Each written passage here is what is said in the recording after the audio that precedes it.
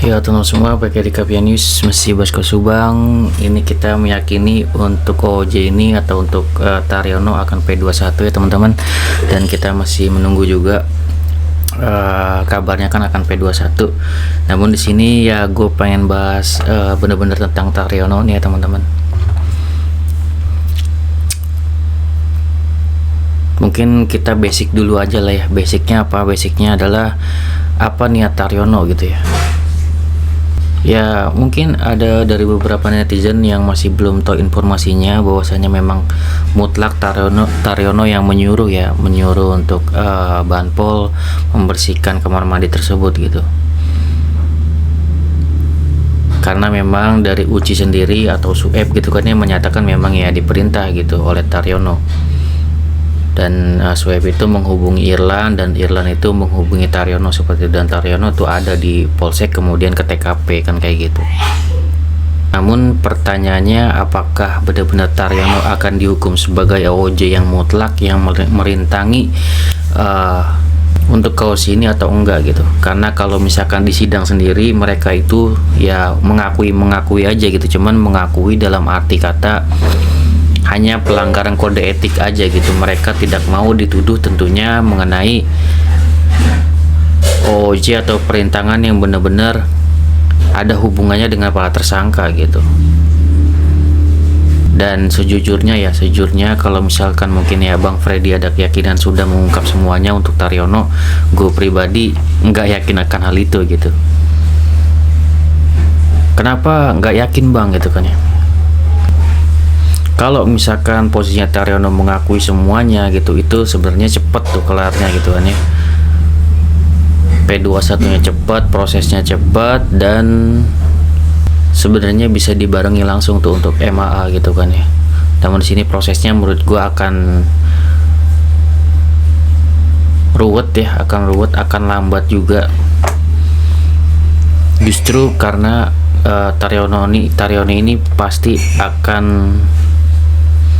hanya bisa mengakui mengenai yang namanya kode etiknya doang gitu. Pertanyaannya, apakah ia akan mengakui gitu bahwasanya telah mengancam Danu dan segala macam, kan itu poin juga gitu. Apakah ia akan mengakui kira-kira? Coba teman-teman jawab pertanyaan gue ini, apakah kira-kira Taryono dengan begitu mudah mengakui bosnya telah yang namanya mengancam Danu gitu, mengintimidasi Danu agar tidak mengaku. Dan Taryono juga harus mengakui di situ juga ada Arif gitu, sesuai dengan pernyataan Danu. Apakah Taryono akan dengan mudah gitu aja mengatakan semuanya gitu dengan gamblang dan langsung membongkar siapa di balik dalangnya yang menyuruhnya? Apakah semudah itu gitu? Ya logika berpikir gua dengan mutlak mengatakan pasti tidak semudah itu gitu. Karena dari awal gue sudah sangat mencurigai dari Taryono ini mengakui di persidangan itu hanya sekedar yang namanya salah kode etik doang, dan dia berlindung di situ gitu. Dan tentunya dia akan berikrar dengan penuh gitu kan ya, bahwasanya dia tidak mengenal para tersangka, kan pasti seperti itu. Nah, bagaimana nih keyakinan teman-teman semua? Apakah sependapat dengan gua ataukah mungkin teman-teman percaya gitu langsung gitu kan ya, dengan mudahnya Taryono mengungkap semuanya gitu? Menurut gua walaupun Taryono ditekan oleh kepolisian gitu kan ya, pasti tidak semudah itu gitu. Kecuali Irlan ditekan mungkin bisa, Sueb ditekan mungkin bisa, kan seperti itu. Atau Arif ada kemungkinan ditekan bisa gitu. Namun menurut gua tidak tidak begitu yakin jika Taryono ini ditekan dengan mudah mengaku itu. Kalau menurut gua bakal sulit di sini nih, menurut gua ya. Karena justru poinnya di sini kalau menurut gua, gimana caranya pihak kepolisian itu menskakmat gitu kan ya, menskakmati Taryono di mana dia tidak bisa mengelak lagi. Menurut gua seperti itu. Karena ya kalau dilihat dari persidangan kemarin dan sekarang ini gitu kan ya, dimana terlihat sekali bahwa Taryono belum terbuka, dan hanya berlindung yang namanya di kode etik doang gitu kan ya, dan hanya mengakui sampai titik tersebut doang dan tidak berlanjut yang namanya di urusan tersangka ini gitu kan ya. Bahwasanya kemarin juga diwawancari juga kan untuk ke kepolisiannya, untuk Polda, bahwasanya Taryono tidak ada hubungannya dengan tersangka gitu ya. Kalau misalkan hubungan ke keluarga ya mungkin kita anggapannya iya tidak ada hubungan misalkan kayak gitu. Namun jika ditelusuri lagi harusnya lebih dalam juga mengenai dana kekayaannya dari mana kan, seperti itu. Apakah ada transferan dari mana gitu. Bagaimana dengan pernyataan Danu bahwasanya dia diintimidasi oleh Taryono gitu. Ini kan sebenarnya sebuah berhubungan gitu. Taryono yang mengintimidasi, Taryono yang menyuruh Danu untuk membersihkan kamar mandi, kan itu sudah sangat jelas hubungannya gitu. Tinggal motifnya nih, gimana caranya Taryono yang sulit untuk mengaku ini gitu. Diskakmat dengan adanya Irlan, dengan adanya Sueb gitu, dengan adanya Arif, itu kan sebenarnya mereka yang di bawahan ini benar-benar yang harus membuat Taryono ini sudah tidak bisa berkata-kata lagi, tidak bisa mengelak lagi. Menurut gua poinnya di situ ya.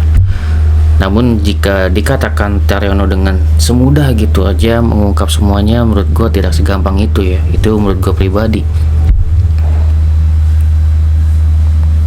Karena pada saat ini dikala Taryono ya sudah mengaku, artinya sudah P21 dan dia dipecat hari ini juga, harus seperti itu ya. Ya, gue rasa dari Polda Jabar, dari Propam tentunya tidak mentolerir ya tentang seseorang, apalagi itu anggota kepolisian melakukan tindak pidana kan kayak gitu.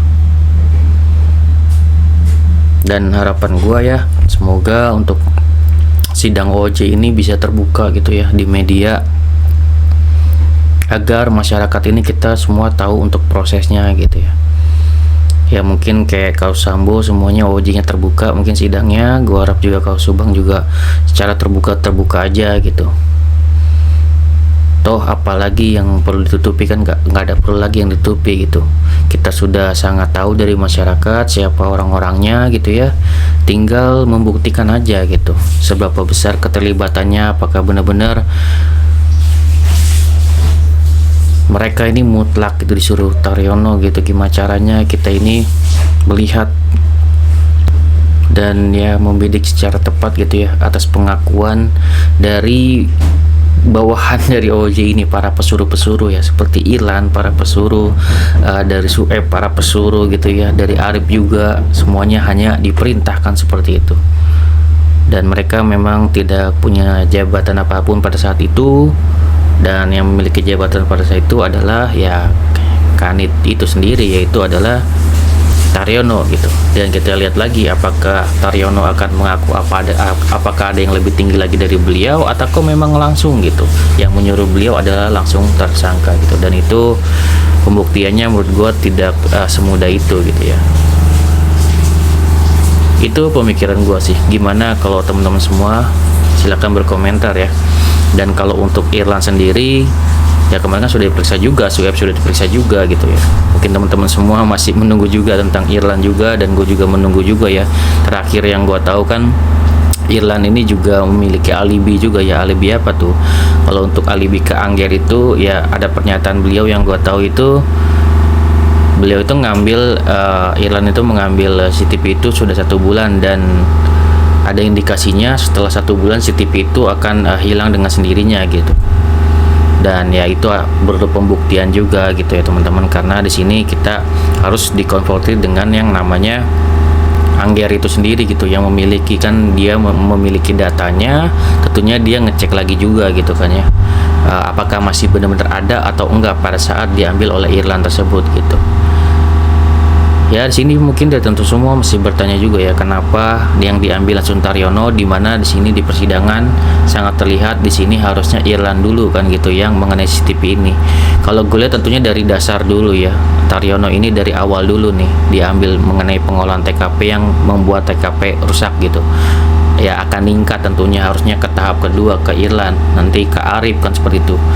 Jadi benar-benar semuanya itu berurutan kalau menurut gua secara teratur ya untuk Polda Jabar ini. Namun ya kalau misalkan kita anggap ini Polda lelet banget, ya gue juga beranggapan seperti itu gitu. Namun ya kalau polanya sudah sangat terlihat ya, ini Polda Jabar menangani OOJ-nya dulu, setelah itu baru MAA-nya gitu, karena memang ada problemnya ini.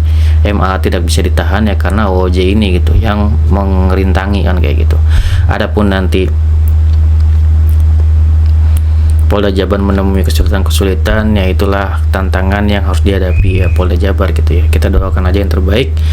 Semangat terus untuk Polda Jabar dan pengawal Kota Subang, untuk ATS Lofam dan teman-teman semua pengawal Kota Subang. Kita doakan terus, semoga terungkap, karena kita cuman bisa mendoakannya sebagai netizen gitu. Semoga benar-benar nih satu-satu nih OOJ ini terungkap, dan tentunya meskipun nih yang pertama P21 misalkan Taryono, tentunya nanti dengan sendirinya mungkin di sidang itu ya dengan berjalannya waktu juga seiring itu ditersangkakan juga yang lainnya gitu. Oke, segitu dari gua, semoga bermanfaat. Wassalamualaikum warahmatullahi wabarakatuh. Sini dan nama.